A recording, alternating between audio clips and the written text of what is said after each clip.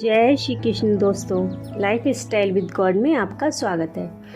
दोस्तों, हमारे सनातन धर्म में एकादशी व्रत का बड़ा महत्व है। हम कोई भी व्रत करें या ना करें, पर एकादशी का व्रत हमें अवश्य करना चाहिए। और अगर हम व्रत ना भी करें तो भी हमें अन्न का त्याग तो अवश्य ही करना चाहिए। आज हम बात करेंगे जया एकादशी के बारे में। माघ माह के शुक्ल पक्ष की जो एकादशी होती है उसे जया एकादशी के नाम से जाना जाता है। इस बार यह व्रत 12 फरवरी दिन शनिवार को है। एकादशी व्रत करने और भगवान विष्णु की विधि विधान से पूजा करने पर मनुष्यों को भूत प्रेत पिशाच आदि की योनि से मुक्ति मिलती है और भगवान विष्णु की कृपा से मृत्यु के बाद मोक्ष की प्राप्ति होती है। दोस्तों, रोजाना अनजाने में हमारे द्वारा न जाने कितने पाप होते रहते हैं। कितने जीव जंतु कीट पतंग हमारे हाथों मर जाते हैं और हमें पता भी नहीं चलता। इस एकादशी का व्रत करने से उन अनजाने में किए हुए पापों से भी मुक्ति मिलती है। और इतना ही नहीं, जया एकादशी का व्रत करने से व्यक्ति को ब्रह्म हत्या जैसे पापों से भी मुक्ति मिलती है। आइए अब जानते हैं इसकी पूजा विधि के बारे में। दोस्तों, किसी भी एकादशी का व्रत एक दिन पहले यानी कि दशमी तिथि की शाम से ही शुरू हो जाता है और द्वादशी के दिन पारण के बाद संपन्न होता है। इसलिए दशमी तिथि को हमें सात्विक भोजन लेना चाहिए और चावल का त्याग करना चाहिए। व्रत करने वालों को ब्रह्मचर्य का पालन करना चाहिए। प्रातःकाल ब्रह्म मुहूर्त में उठें, स्नान आदि से निवृत्त होकर मंदिर में आए। मंदिर की साफ सफाई करने के बाद भगवान विष्णु को पंचामृत से स्नान कराएं। अगर आपके पास विष्णु भगवान की प्रतिमा ना हो तो आप लड्डू गोपाल को भी स्नान करा सकते हैं। उन्हें पंचामृत से स्नान कराने के बाद साफ धुले हुए पीले वस्त्र पहनाएं। फिर अपने व्रत का संकल्प लें।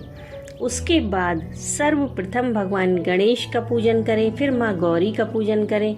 भगवान गणेश को दूर्वा अति प्रिय है, इसलिए दूर्वा अवश्य चढ़ाएं। उसके बाद भगवान विष्णु और माँ लक्ष्मी जी का कुमकुम, चंदन, धूप, दीप, फल, मेवा, मिठाई आदि से पूजन करें। उन्हें तुलसी दल अवश्य चढ़ाएं।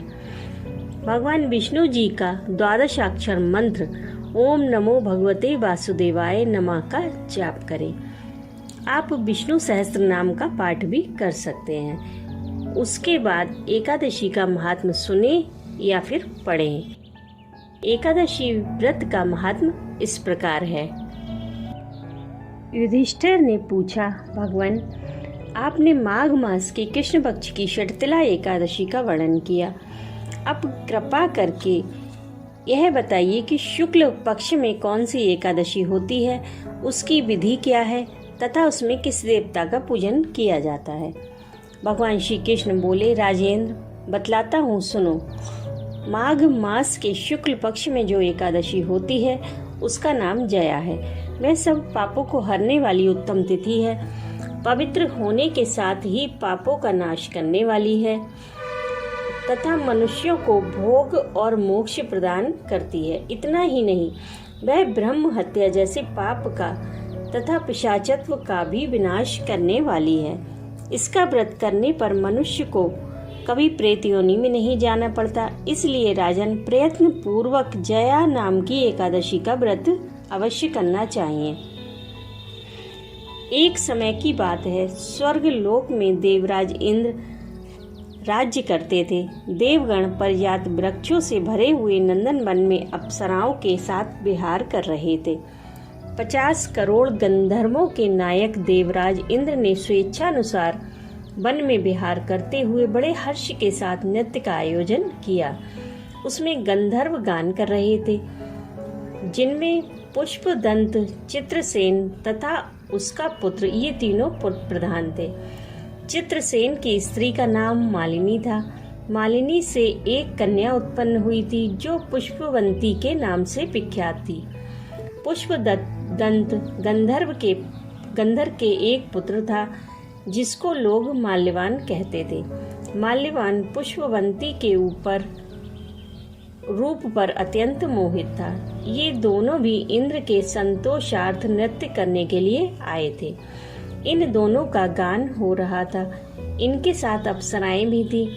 परस्पर अनुराग के कारण ये दोनों मोह के वशीभूत हो गए। चित्त में भ्रांति आ गई, इसलिए वे शुद्ध गान ना कर सके। कभी ताल भंग हो जाता और कभी गीत बंद हो जाता था। इंद्र ने इस प्रमाद पर विचार किया और इसमें अपना अपमान समझकर वे कुपित हो गए। अतः इन दोनों को शाप देते हुए बोले, ओ मूर्खों, तुम दोनों को धिक्कार है। तुम लोग पतित और मेरी आज्ञा भंग करने वाले हो। अतः पति पत्नी के रूप में रहते हुए पिशाच हो जाओ। इंद्र के इस प्रकार शाप देने पर इन दोनों के मन में बड़ा दुख हुआ।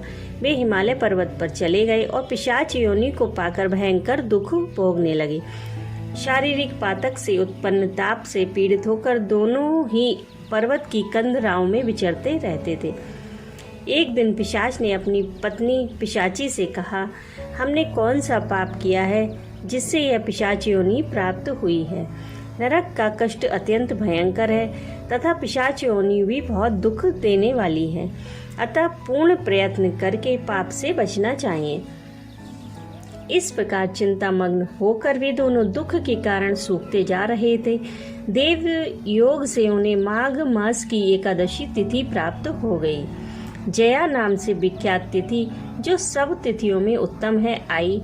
उस दिन दोनों ने सब प्रकार के आहार त्याग दिए, जलपान तक नहीं किया, किसी जीव की हिंसा नहीं की, यहाँ तक कि फल भी नहीं खाया। निरंतर दुख से युक्त होकर वे एक पीपल के समीप बैठे रहे। सूर्यास्त हो गया। उनके प्राण लेने वाली भयंकर रात उपस्थित हुई। उन्हें नींद नहीं आई। वे रति या और कोई सुख भी नहीं पा सके। सूर्योदय हुआ। द्वादशी का दिन आया। उन पिशाचों के द्वारा जया के उत्तम व्रत का पालन हो गया। उन्होंने रात में जागरण भी किया था। उस व्रत के प्रभाव से तथा भगवान विष्णु की शक्ति से उन दोनों की पिशाचता दूर हो गई। पुष्पवंती और माल्यवान अपने पूर्व रूप में आ गए। उनके हृदय में वही पुराना स्नेह उमड़ रहा था। उनके शरीर पर पहले ही जैसे अलंकार शोभा पा रहे थे। वे दोनों मनोहर रूप धारण करके विमान पर बैठे और स्वर्गलोक में चले गए। वहां देवराज इंद्र के सामने जाकर दोनों ने बड़ी प्रसन्नता के साथ उन्हें प्रणाम किया। उन्हें इस रूप में उपस्थित देखकर इंद्र को बड़ा विस्मय हुआ। उन्होंने पूछा, बताओ, किस पुण्य के प्रभाव से तुम दोनों का पिशाचत्व दूर हुआ है? तुम मेरे शाप को प्राप्त हो चुके थे, फिर किस देवता ने तुम्हें छुटकारा दिलवाया है? माल्यवान बोला, स्वामिन, भगवान वासुदेव की कृपा तथा जया नामक एकादशी के व्रत से हमारी पिशाचता दूर हुई है। इंद्र ने कहा, तो अब तुम दोनों मेरे कहने से सुधापान करो। जो लोग एकादशी के व्रत में तत्पर और भगवान श्री कृष्ण के शरणागत होते हैं, वे हमारे भी पूजनीय हैं। भगवान श्री कृष्ण कहते हैं, राजन, इस कारण एकादशी का व्रत करना चाहिए। नृपश्रेष्ठ, जया ब्रह्म हत्या का पाप भी दूर करने वाली है। जिसने जया का व्रत किया है, उसने सब प्रकार के दान दे दिए और संपूर्ण यज्ञों का अनुष्ठान कर लिया। इस महात्म के पढ़ने और सुनने से अग्निष्टोम यज्ञ का फल मिलता है। तो दोस्तों, इस प्रकार कथा महात्म सुनकर आप अपनी पूजा पूर्ण करें।